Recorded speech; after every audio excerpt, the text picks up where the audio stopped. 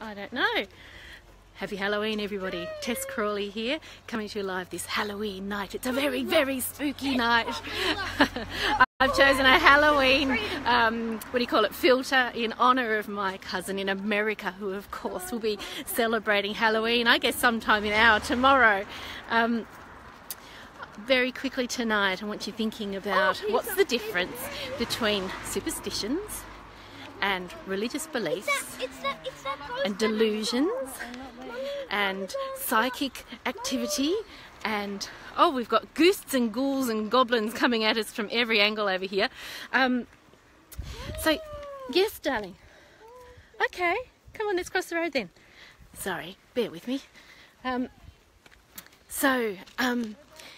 When you're thinking about Halloween and Christmas and all of those things that are legitimate celebrations of things that are a bit based in pagan ritual and all that sort of stuff, if we told somebody that we actively practiced pagan celebrations, they might look at us funny, mightn't they?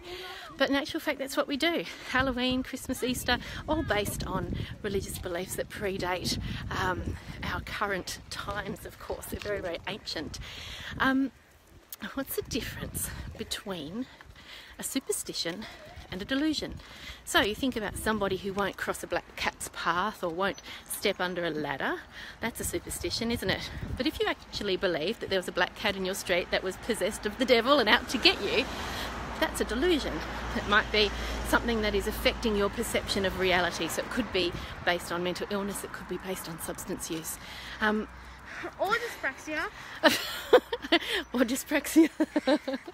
So if you're thinking about this issue of what's the difference between magical thinking, so belief in the excitement that children have around fairies and witches and wizards and Harry Potter and all of that sort of stuff, we think about that as being something that's quite normal for children to engage in, don't we? It's when we start to live our lives based on a belief that is causing us harm. So it's causing us social harm, it's causing us social isolation. Oh, thanks, Mel. I can see you saying you love the costume. It's actually a filter. I do have a little wee thing on my head, but not as elaborate as the filter would suggest. So when we're talking about things like, lost my train of thought now, a belief in something that an individual finds unshakable. It's a belief in something that is isolating them socially, something that is different from what their age-appropriate peers might be believing in. So you think about teenagers and think about going back in time a little bit when Dungeons and Dragons was all the rage, and thinking about how a lot of teenagers were really actively engaging in this fantasy world built around Dungeons and Dragons. And when I was training in psychology, one of the big questions was, how do we tell the difference between someone's belief in something like, or activities around something like Dungeons and Dragons, and the beginnings of schizophrenia? So the beginnings of delusions, the beginnings of hallucinations, something that is quite indicative of the early stages of a mental illness. So one of the things that we would look for is what's going on in that individual's peer circle. Are their friends engaging in the same beliefs and activities? Is it part of a network of social engagement that those kids are enjoying and collaborating in, if you like? Oh my goodness, I'm being followed. Hi Kim, welcome tonight. Bit of silliness for Halloween. I kind of wanted to make it a sensible topic, but I think the night's really gone away with me today. When I was in high school, I actually had the opportunity. I was studying graphic design and fine art when I was in my final years of high school, and I had the opportunity to do a project, a large-scale project for my Year 12 graphic design, and I chose to study the history of witchcraft. So I actually know a little bit more about witches. Darling, can you just be shush, sweetie? I actually know a little bit more about witches than most people do, and possibly more than most people might think healthy. That doesn't make me a witch. I'm certainly not a witch. But I remember there was a an international student in our school who had come from, I think she came from Hong Kong. And I didn't know her from a bar of soap. And one day at school, the word was passed around that this particular student was looking for me. Sure, was looking for me. Because, that's all right. They've got plenty, it's fine, thank you. And she was looking for me because she had lost her rabbit's foot, and because I was studying and researching witchcraft, for not the practice of witchcraft but the history of witchcraft for my graphic design project, I think she'd heard a little bit of misinformation, and she believed I was a white witch and that I could break the curse that was upon her because she'd lost her rabbit's foot. Unfortunately, I was of no assistance to her, I might say. But I don't believe she was delusional in her beliefs. I believe that she was very wrapped up in a superstition that she held very dear. A lot of people are very superstitious about the number 13. Some hotels still to this day will not have a 13th floor. They'll go from floor 12 to floor 14. So delusions are very different to superstitions. Delusions, you believe a fact. Delusions are things where, for example, you believe that messages that are being broadcast out of your television are being directed at you, personalised to you, and are quite terrifying. So you imagine a delusion where you believe you're the only human amongst aliens, for example. That would be really frightening, or the only human amongst zombies. That'd be quite terrifying.